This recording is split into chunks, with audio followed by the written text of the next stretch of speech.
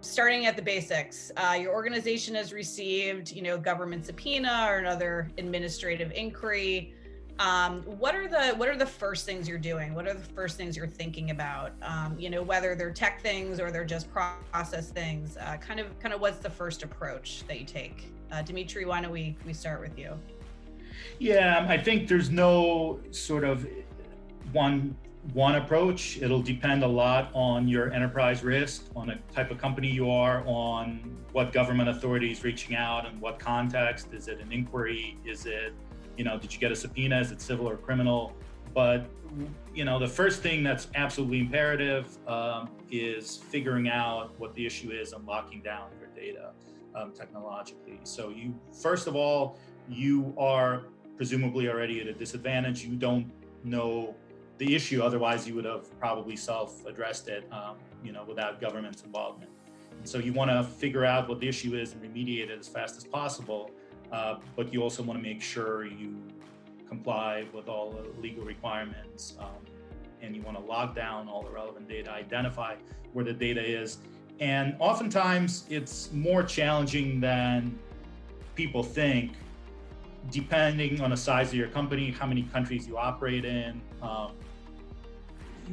There's good and bad about technological innovation, and the bad part is, I think, products and systems come on a market, new products and systems all the time. If you're with a pretty progressive large company that wants to adopt new technology, you will inevitably have data and legacy systems that may be relevant to a government inquiry that you need to get to. So there's a lot of challenges in terms of getting to a speedy resolution. Obviously, if you're a public company, there's a lot of issues you need to consider. You need to consider your escalation obligations to your board, your disclosure obligations, SOX obligations. There's a lot of issues to consider. And so there's immense pressure to figure out what's going on and log down all the data, review all the relevant data. Great. I think, and we'll kind of dig into some of those areas that I think are probably common across the board. But David, thoughts on? Yeah, I would add to what Dimitri said by saying I think one of the first things one should do is pick up the phone and engage with whoever it sent the subpoena in the first place. Typically, the sender of the subpoena has a good idea of what the matter's about and what they're looking for. They don't know exactly how to get it. So understandably, at least the first cut is going to be quite broad and really could impact multiple divisions, multiple types of information. And as a best practice, it's best just to start that conversation as early as possible, both in terms of narrowing it, and sometimes that conversation, to Dimitri's point, makes you realize you have to look and make sure you secure some types of information that might not have been top of mind when you first looked at it. Mm-hmm. Yeah, Barrett? Yeah, well, I think David and Dimitri hit all the high points. And one thing I would also mention is probably right after that phone call to the agency is also calling outside counsel and getting them spun up very quickly. Hopefully you have counsel already engaged and ready to deal with certain regulators or government agencies in these situations. But I've always found that partnering early and often with them will make your life easier, not only because they do a lot of the heavy lifting, but because they often have clients or contacts that are aware of, perhaps sprawling investigations and can quickly bring up to speed on what the government may be looking at. Mm-hmm. Great. I'd love to get a little bit more into something you touched on there, David, about like the types of data, that are coming up in government investigations, particularly now with the different types of communications. I think you mentioned, Bloomberg chat. That seems to be, at the heart of a lot of kind of what we hear, at least on our side of how do you handle Slack messages? How do you handle emojis? How do you handle these other types of data, that arise within what is already an exploding unstructured data universe, right? Emails and every type of content that employees are creating. So I'd love to hear if you have any kind of, current thoughts or suggestions or ideas around handling those types of new, unique, data, whether they're the chat messages or image files or anything that kind of seems to be, particularly coming up as an area needing to focus on these days. Dimitri, any thoughts? Yeah, I mean, typically, listen, like a typical government, like they mentioned, typical subpoena is going to start with, all communications, and I'll have a lot of qualifiers that'll include anything under the sun, any texts, any videos, any, emails, any kind of system. So the bigger enterprise that you are, the more geographically dispersed you are, the more likely you are to have a voluminous set of different systems, especially highly regulated entity, like a bank holding company that has a lot of different things under one roof.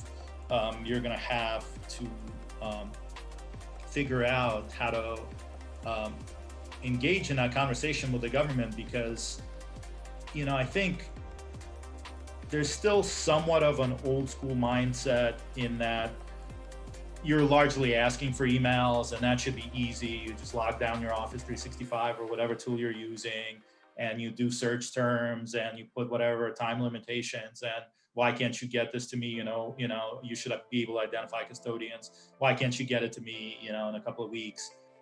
And so this is where it's time to figure out, listen, here are the different systems we have. Here's what you asked for that's potentially responsive. Here are the challenges in accessing some of these systems, the technological challenges in terms of accessing, reviewing, uploading, and producing. Here's the volume. We can give you a tremendous amount of volume. Is that what you want? What we'll see is, 95%, 99% of it's going to be entirely unresponsive, maybe more.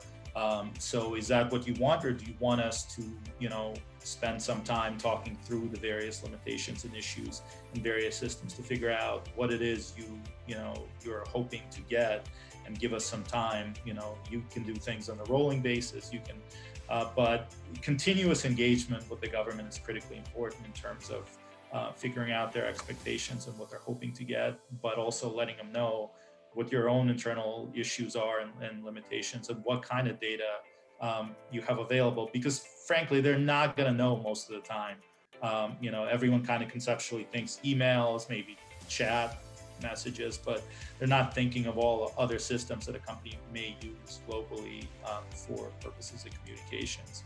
And even some of if you're using technology, there's still significant limitations on you're looking for text-rich information, and when you're using predictive coding, you might not get, spreadsheets or video images, kind of blueprints, drawings. So what is it the government looking for? Do they need those? It probably, most cases, 99% of the cases, more, the answer is no. Should you bother spending time looking through those systems, manually or through some overly intrusive way and delaying productions? Probably not, but you can make that call. That's the decision of the government, official you're interacting with. So your job is to kind of identify the data and the limitations and engage in that conversation with them, usually with help of external counsel. Yeah, and I would add to that, I think it's very important as in-house counsel that the company has officially designated clear channels of communication for company communication, and that way, so you have your communications that are quote unquote company sanctioned ways to communicate with other employees, and you're preserving that data, or at least have the capability to preserve that data on the back end.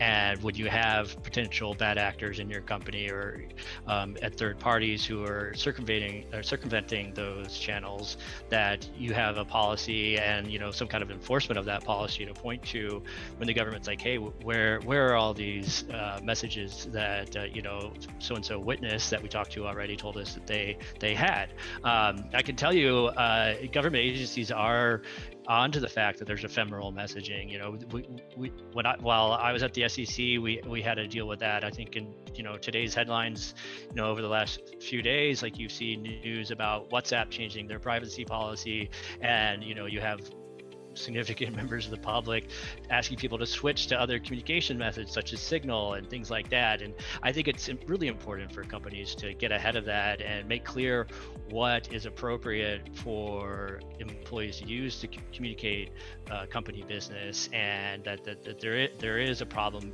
going outside of those approved channels, and both to protect company IP and other proprietary information, but also to be able to position to talk to regulators when they come asking for such communications. I think that's a super important point Barrett's making, and obviously to the extent you become aware and learn in your fact finding that those types of communications occurred, to go ahead and preserve that material and collect it. I think an additional thing, you know, this kind of moves away a little bit from the negotiation over, you know, how you're going to run searches and collect the data. But when you get into sensitive areas such as source code and the production of source code, you have to be very mindful of your firm's information security guidelines, because in many cases it's the code itself which is the thing of value. And we've all seen, I mean, very recent in the news, information about various agencies, for example, being hacked. So I don't think it's offensive just to have a discussion over different methods so that the information itself could be viewed. Typically, there isn't a concern over the requester themselves understanding what's going on. It's more of a question of, you know, could there be a broader dissemination of that data in one way, shape, or form? And, you know, that's a complex conversation, and there's different ways to take it and different ways to handle it. I think the initial issue is to spot it, because it actually could be, you know, through the legal function where there's potentially not as much focus as there could be on the technology side, where there's all of these efforts to protect the data, the code in this case.